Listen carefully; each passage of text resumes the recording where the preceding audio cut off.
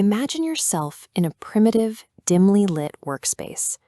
After years of solitary trial and error, the liquid inside your glass vessel finally reacts, glowing with a successful result.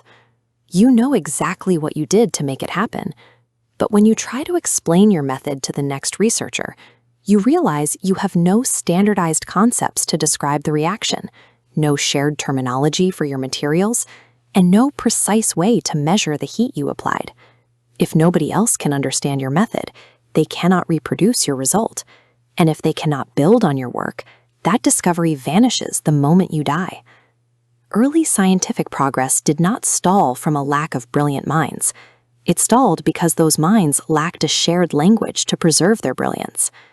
This communication gap was especially punishing for early chemistry, a volatile practice governed by strict, invisible rules.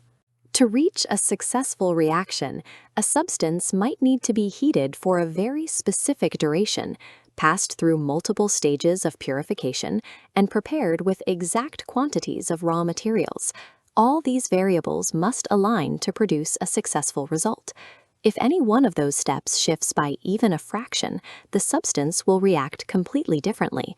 Any peer trying to recreate the process blindly is doomed to fail.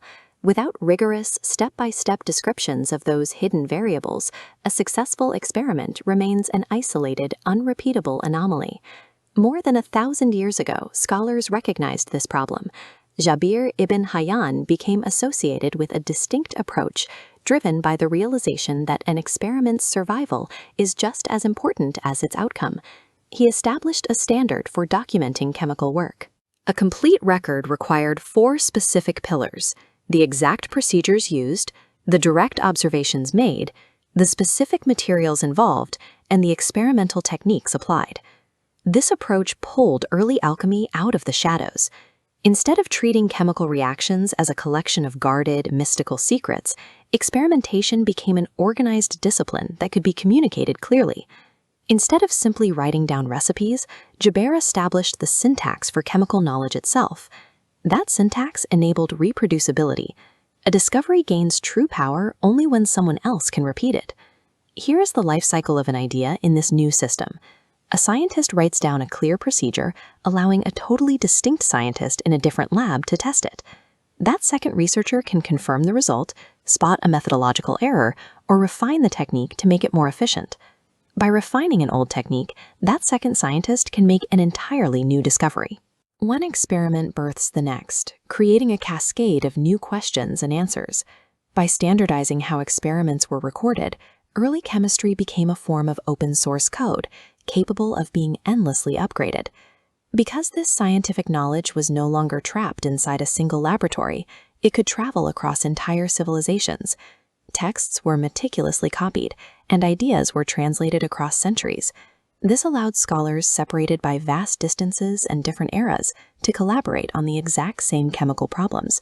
We see this direct evolutionary link in medieval European discussions of chemistry, where Jabir's Arabic traditions became connected to the Latin figure Geber.